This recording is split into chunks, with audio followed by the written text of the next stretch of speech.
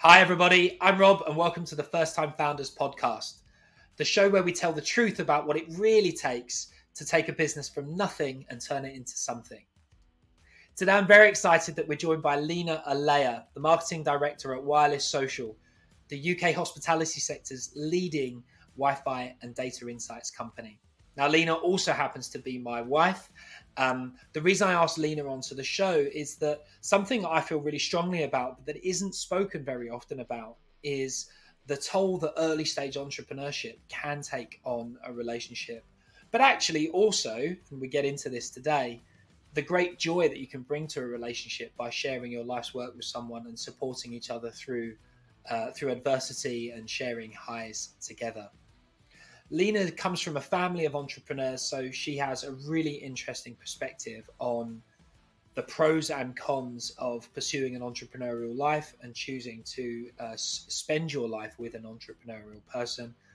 She's also a new mother. We've got a 1-year-old son together, and she has some really interesting perspectives on what it means to work for a startup or indeed to be the founder of a startup at the same time as becoming a parent. So I really hope you enjoy the episode. Without further ado, let's get to it.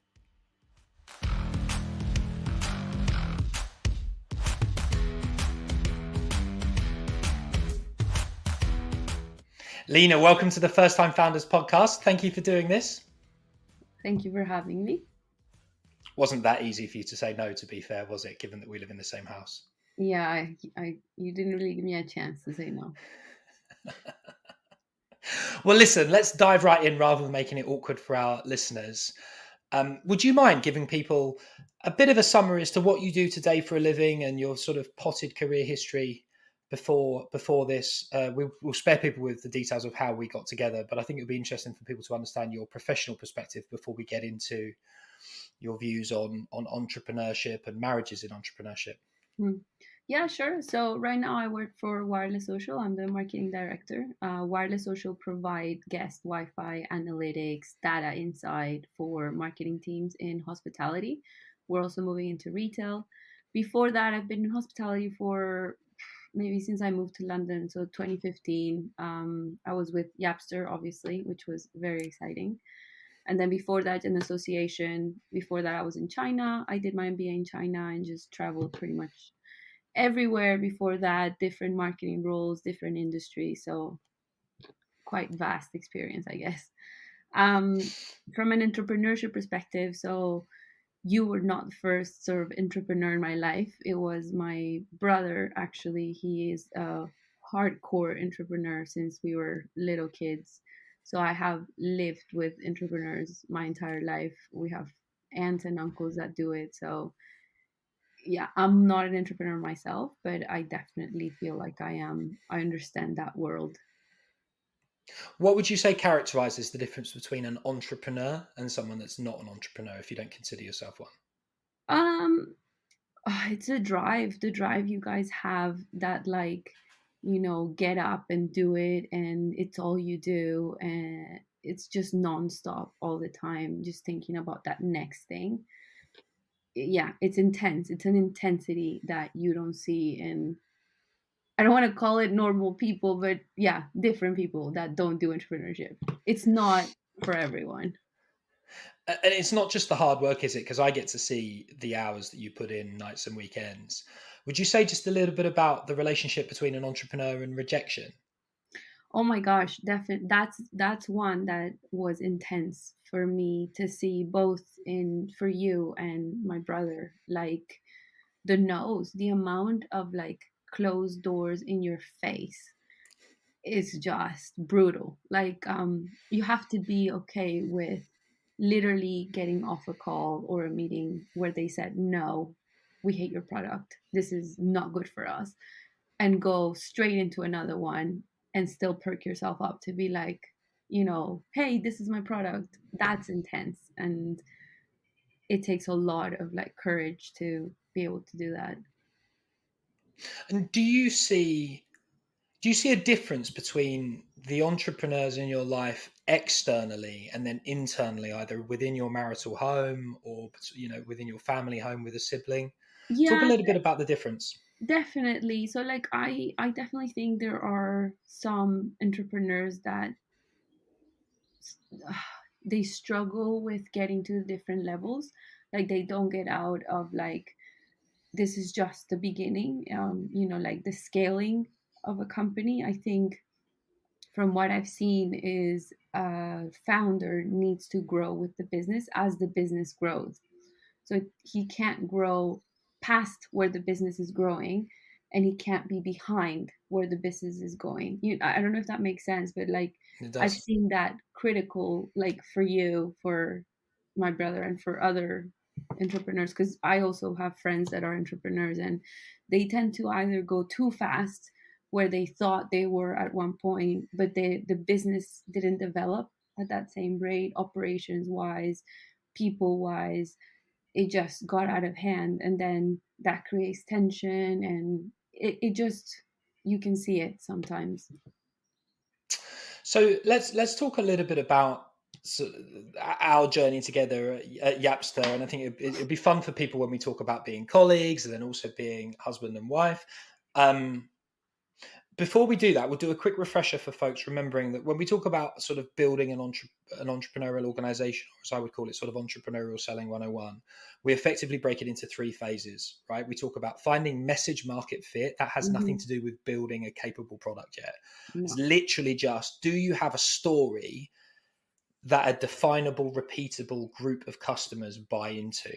Yeah. If they do, then you get to put a product in their hands, and then you actually need the product to deliver whatever the vision inherent in the pitch was, right? And once you've achieved that, then you've got what we call product market fit, and then you can go on to scaling an organization, which is about adding more customers, more people, kind of more everything to allow Yeah. the business to reach its full potential, both financial and otherwise. And of course, Yapster went through all three of those stages, but like in a slightly awkward order. And a big part of what I do outside of my day job, as you know, is sharing with other first-time founders that three-step methodology so that they can hopefully be a little bit more efficient in their journey and suffer Yeah. less pain. So would you mind going back to kind of your journey with Yapster, your journey with sort of me in our personal life, and talking about the journey from your perspective, and just thinking about those kind of three stages? I think it will help people if you kind of put the experiences into time buckets between the three stages.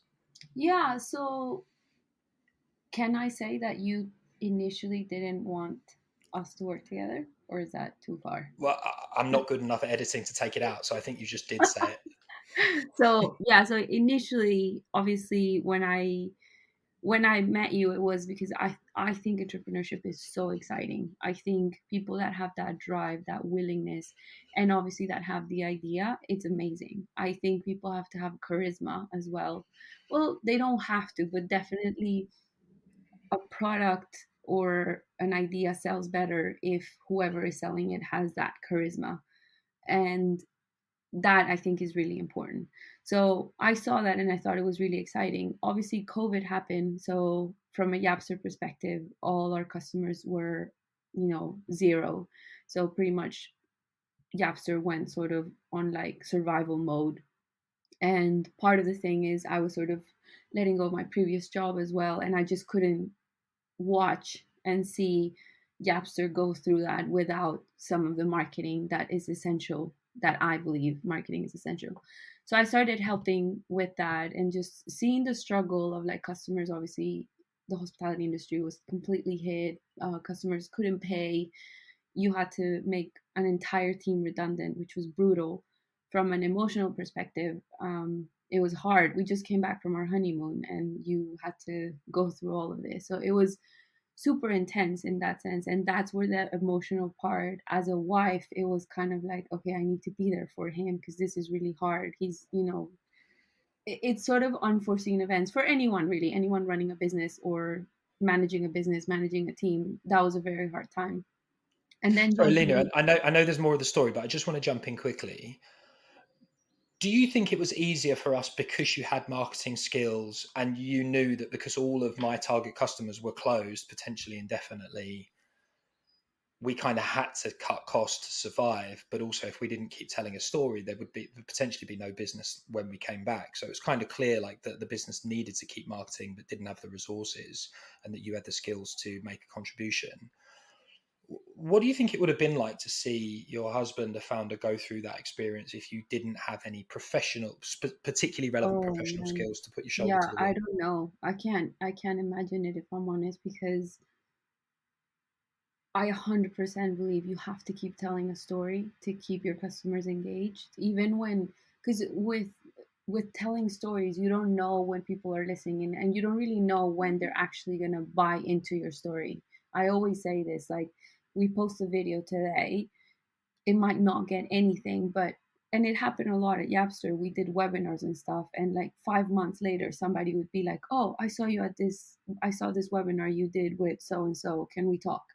Like, it's a long lasting reward. And yeah, I think that if I didn't have that, then yeah, maybe it would have been. Actually, I've never thought about it, if I'm honest, because Well, it just let's happened. let's let's thinking about it out loud, because I think it's interesting, and I think a lot of people that are listening to this, whether they're founders or whether their loved ones are founders, probably a pretty high percentage are not going to have a set of immediately useful skills to the business. Or Yeah. maybe that's not true. You might say that anybody could do customer support, arguably.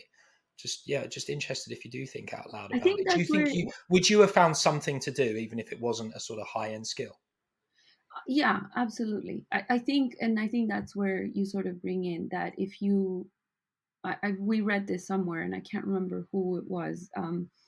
Wrote a book about being the wife of a founder, but she made it sound really tragic, as if it was like, super hard and stuff like that. And I agree, it is really hard, and it is not for everyone. Like, I've talked to a couple of friends, and not everyone can be married to somebody who, it's is so excited and has all these ideas, but then a lot of things are sacrificed. Like, your time is sacrificed. Sometimes you have to work on weekends because it's your business, like, if you don't do that, your business could go down. And that's like sort of the family part of things, so you have to be really understanding. So I think it really does have to have a certain personality to be married to someone that is a founder.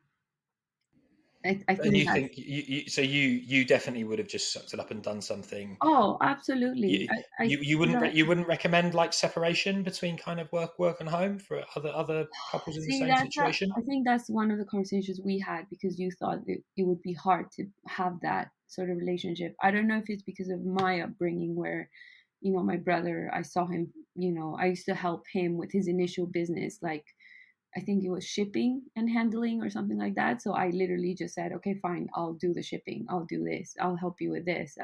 So it's more about being an all in. So when you're in, and for good or for bad. And I think when you marry an entrepreneur, I think one of the things why you marry said person is because of that personality they have. So you have to sort of align that for when you get married.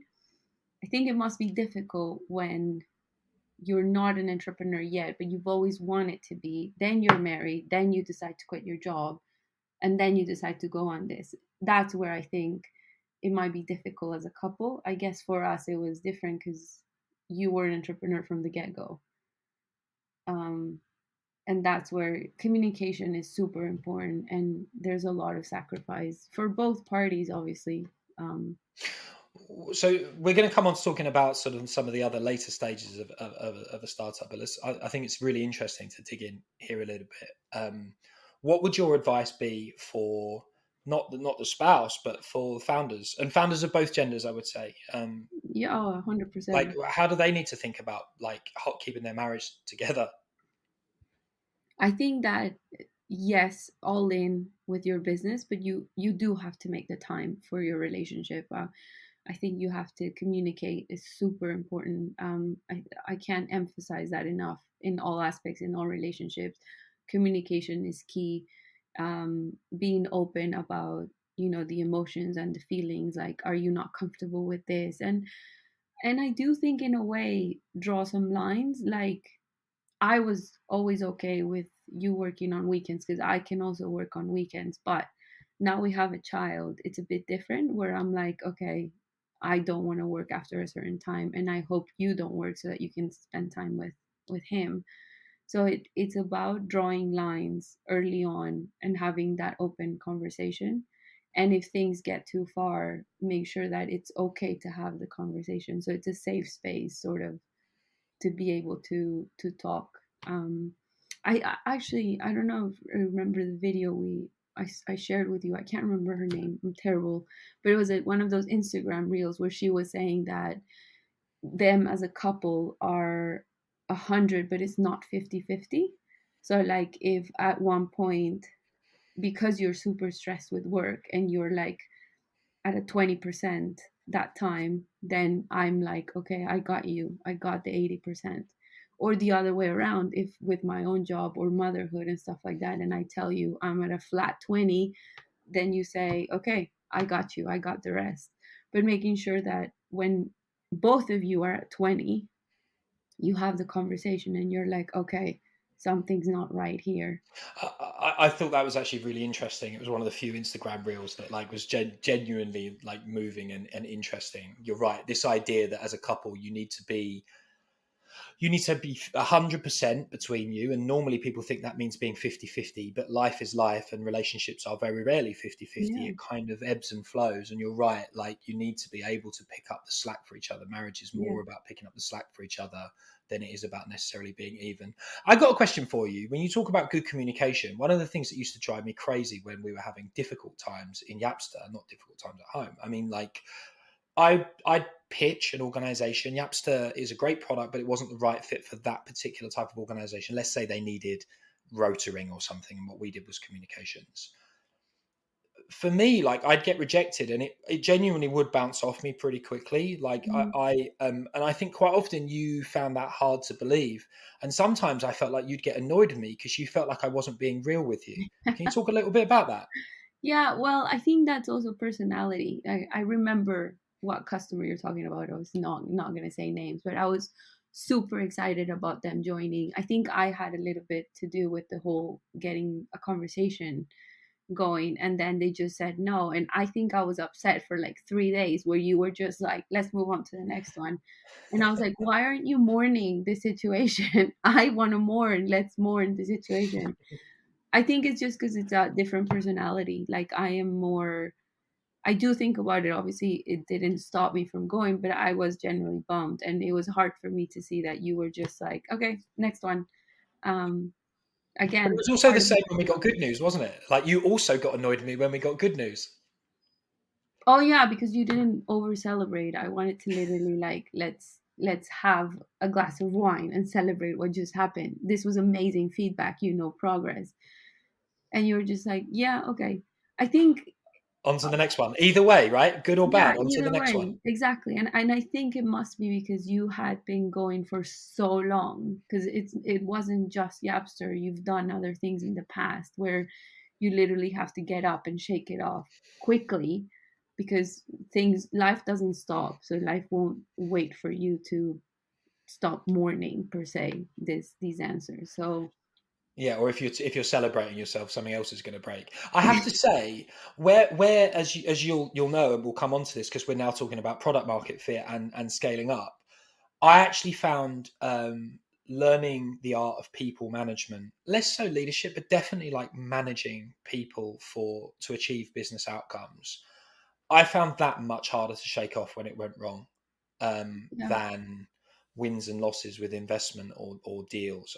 It always felt more personal to me. I always felt really responsible. Like if I wasn't useless, then this person wouldn't like it wouldn't have gone wrong with this particular role. Or does that make sense? Like yeah, I I feel think like we can talk a bit about that because I definitely brought that sort of sadness home at times. yeah, I think I also agree that I think you were also too hard on yourself at times. And for example, when it came to people, didn't agree with you.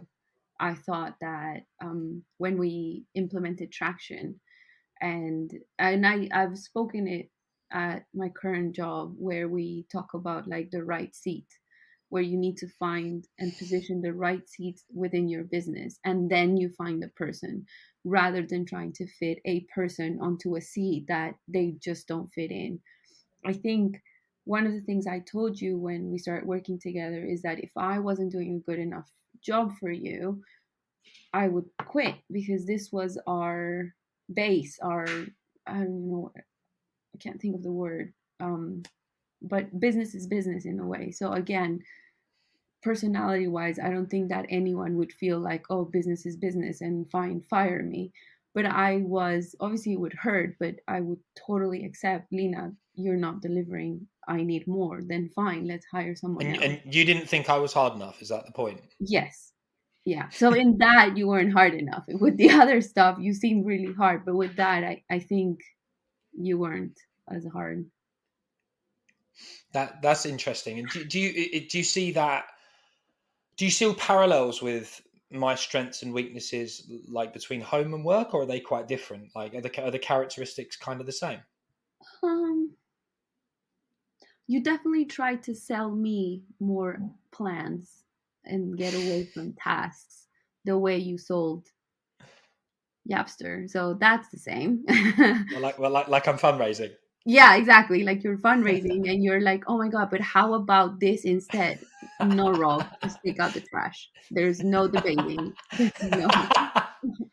But no, joking aside, like, um, I think partly, yes, your personality was definitely the same at home as it was in the business. And there are just so many factors. I definitely think becoming parents intensified that a lot more. So, yeah. Would you recommend that founders turn to their spouses when they're making like early hiring decisions? Yeah, because I think that's a really polarizing question. I think a lot of people, maybe like particularly some of our more woke listeners, might think that's sort of horrific in some way. But of course, there's a long history of business people, going out to social encounters with wider families. I think particularly in the States. Mm. And I think it's very common that someone's life partner is also their kind of confidant when they meet business contacts together in those joint social settings. So I don't think what I'm asking, even if you agree that you should turn to your spouse and it's okay for your spouse to have an opinion on people and business matters, I don't think that's hugely controversial, though I don't think it has been done as much in the UK or recently. What's your view? Well, I think so. I mean, I don't want to like generalize because obviously I am me. We're different sort of people. So like I don't know what other founders and the relationship they might have with their spouses. Um, if you do talk, I think it is important to talk because that person knows you inside out at home. So they see you at your worst, they see you at your best. So they will know what kind of personalities fit with your style. And I think, Or cover your weaknesses, right? or cover your weaknesses, absolutely. If you see somebody who is like, and you need someone to be honest with you and say, I think that's the other thing we didn't talk about, that I'm very direct, which is another thing that we have had to discuss, that I am too direct compared to what maybe you have been used to. So like, You don't pretend to like people, do you? no, I can't. I am a terrible liar. I can't fake it. It's really, it's just not something that I can It's do. such a Latin stereotype. That is a Latin stereotype and I fit it to a T. So again, personality wise, if you are invested, I think why founders need to involve their spouses is because if this is your dream and this is sort of like your baby, as I called Yapster, I want to be involved in that. I want to be part of that journey. I mean, I was grateful that I was fully involved in it as part of the team. But if I wasn't part of the team, I wanted to know what was going on, what deals were happening, because it's a big part of your life. So if we're together, it's a big part of my life as well. Just as I expect you to care about what I'm working on, what Mm, campaigns I'm working on for my current job. Does that make sense? totally. Lina, can you we obviously had a son in the last year. I say obviously because you referred to it a few minutes ago, not because it's like national news. But we had a son a year ago. It's been amazing. It's been challenging. You're a professional mum. I'm a professional dad. Can you talk a little bit about, although you say you're not a founder yourself, you do have many entrepreneurial characteristics, and of course, you've always been around entrepreneurship. I'm sure listeners would be happy for you to put yourself in the shoes of a first time mum, first time founder, even though you're only half of that equation in terms of direct experience. Can you just talk a bit about that? Like, what advice would you give Whoa, we to a don't have first enough time mum, time to first time cover founder? the motherhood journey. It's amazing. I keep wanting to refer to something a friend said, where it's like it's an amazing, wild adventure, but it also is so hard. And I think for me, I'm not a founder, but one of the things that I have struggled with a lot is I want to be a good mom. Like I love our son, but I also want to have a career. And I think it's that battle, internal battle, because nobody's asking me to battle it out. It's just me trying to be the best in both worlds. And some things give, like I used to work until like 8 p.m. and be okay with it. Whereas now I'm like, okay, it's 5, I'm going to take a break and I'll come back after bedtime. So as a founder, I can see how you definitely have to come to terms that some things are going to give. It's going to give, whether you're a mom, it's going to give up time with him, and you will have to use nursery care help so that your child is well taken care of. But when you're with him, you're with him. And if you're at work, then you're at work. You have that help where you don't have to be concerned, oh, is my child eating, is he doing this, is you have the activities and you can focus on work 100%. um and it's Would just you go? battling that. Would you go so far as to say, because a big part when we do entrepreneurial selling, we work with first-time founders. We're asking them honestly if they have the skills and the resources to actually bring their product vision to life. Because if they don't, there's no shame in starting a different type of business. Rolling that kind of philosophy forward is in reality, the impact of what you're saying, I'm assuming, is that there will be some people that want to be parents and also want to be entrepreneurs, where this might limit the type of startups they can and should start, right? Depending I on what type of parent they want to Listen, be. for your mental well-being and being honest with ourselves, yes. Like I've seen a lot of moms that become entrepreneurs, and they are the entrepreneur when they're not with their child. So I think you also have to be realistic with your growth expectations. So what are you trying to achieve? Are you trying to get to that 1 million ARR like ASAP, or are you trying to create a sustainable growth where it's a business that works around your schedule but also keeps you in, like, your brain engaged, and not just being like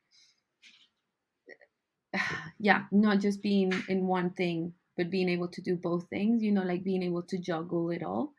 um I think Totally, you just yeah. have to be honest with yourself about where you can go. Like I remember Because that's a really hard thing to do, isn't it? That it is is it super is hard. Like, it's it hard is for entrepreneurs to be honest about their skills and resources without trying to also be a great parent to a a little human parent, being. 100%. And I think you just, I think, and this is my personal opinion, I think people are not honest enough about what it takes and how hard it can be. I remember when I was pregnant and I saw, I forgot her name, the Bumble CEO, and she was pregnant, and or she had a child and she IPO'd, and she seemed like she was this like all round absolutely amazing. And I was like, oh my God, I want to be like her.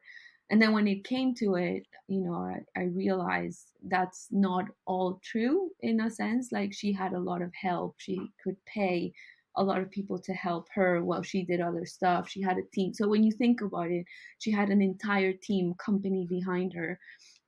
Not to take away absolutely how far she got, but that idea that I had, oh my God, she can have it all. She can have like this amazing career, IPO, child, mom, all this stuff. You have to sort of bring it down and be honest about it. Yes, you can have a lot of things, but a lot of things will give, and you have to have the right support. So, as a founder, do you have that support to be a mom and a founder to get to where you want to get to? You have to be honest Yeah, about your objectives, pretty much, is what I'm trying to say. your objectives and your resources, because that's Yeah, exactly the point, isn't it? Right? If your partner in that situation needs to be able to, if you're not pre IPO and you've got all the financial resources and you're comfortable sort of throwing money at the problem, let's assume you're in an earlier stage, you're realistically going to need a partner on the other side of that equation, like Mm-hmm. me in our example, to step forward and say, like, sometimes I mean, Christ, how many times has our kid got sick and been sent home from nursery, Yeah, right? Not that's something we another ever thing. contemplated. Like, when that happens, somebody needs to go get the kid, because the nursery literally won't keep him. No, no, literally gets kicked out of the nursery. And you're like, I have a meeting in 2 hours and I have to prep for this meeting. I have to do a deck. I have to do this. What do I do?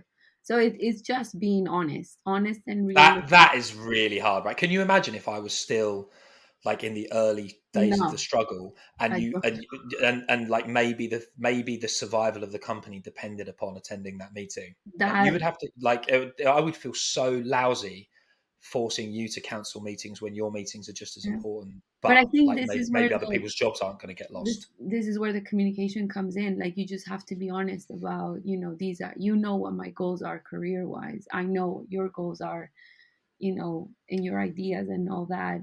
We know where we are from a home perspective, so it's just making sure that we're both working towards that together. Like, single parents to me are like amazing. It's just Me how too. how Unbelievable. and then also have a career, so I think it's just being honest about what your growth expectation is, and set yourself real milestones of like what you can actually achieve, and what's to say that if you're starting a business now and you're a parent of a young child, you can do it, absolutely, but it's not going to be a piece of cake. You're going to need a lot of support. You're going to need someone to back you up when with your child, and you need someone to support you as well, because one thing is, when you were really stressed out, you could see it. You carried that stress around. So like, what did we do? We used to go to the gym. We used to take a night off and have a glass of wine, go for dinner, but be honest about the fact that I'm carrying the weight of the world right now and I need something. I think focusing on that, the balance, just not making it sound like it's like the movies where it's perfect. I had this idea, I launched it, and blah blah blah. And no one tells you about that part of like where it's tough. Well, that was why I wanted you to come on, because I think there are a few lessons that I hope people will take away from this. One, pick a great partner that's just a good person. Two, pick a great partner that's a good person, that loves you and believes in you, wants to be a part of your dream, making that happen however they can do that. And then on your side of the equation, even if you've done all of those things, you've got to be realistic about the resources that are going to be Yeah, required to realize your vision. Because if you don't have those resources, you're now drifting from sort of ambitious into delusional. yeah, And that zone is super, super yeah, dangerous, right? yeah, So it's like you have to be adequately resourced, yeah, which you can achieve by acquiring more resources or cutting down the initial scope of your vision. yeah. Lena, I really appreciate this and being open about this. And you joked about it, you at least smiled about it at the beginning. I know you're a private person. Sharing this sort of stuff publicly is maybe not something you would necessarily like have begged me to do, but thank you for Again, being this a is good one of the sport. things you just have to support. The idea you want to do this, and I agree. I think it's amazing. Here we are. And listen, like, it's important, if this helps even one person that's either has Agree. already started or thinking about starting a business, or their significant other, then hey, it was worth it, even if it makes us cringe, right? No, I say I exactly. say us. It clearly doesn't make me cringe at all, but if it makes you cringe, Thanks. I'm glad that I'm the awkward one here. No, but yeah, I think like from an advice perspective, it's just being honest with yourself, honest with your spouse, of like where you are, what resources you have at hand. Because obviously now we're in a different position of where we were a couple years ago. Where we live in a different place.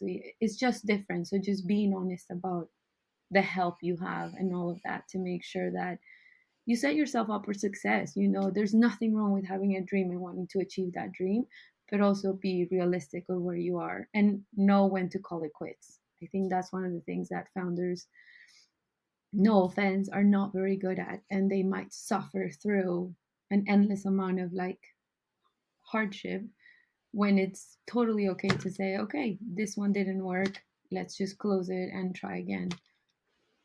Yeah, that's really good advice, and I'm sure we'll have more episodes as well when we talk to people about how by applying a clear framework with clear milestones to navigate your journey through this very confusing but amazing experience allows you to, in a dignified way, press on, pivot, or give up, so that you can protect your marriage, your mental health, your financial position, and actually still be in the game to go again later. So Yeah. thank you for that unexpected wisdom, Lina, outside of the topic, but definitely maybe you'll come back on another topic and we'll talk about that a bit more, because I know you have tons of value to offer across the whole entrepreneurial journey.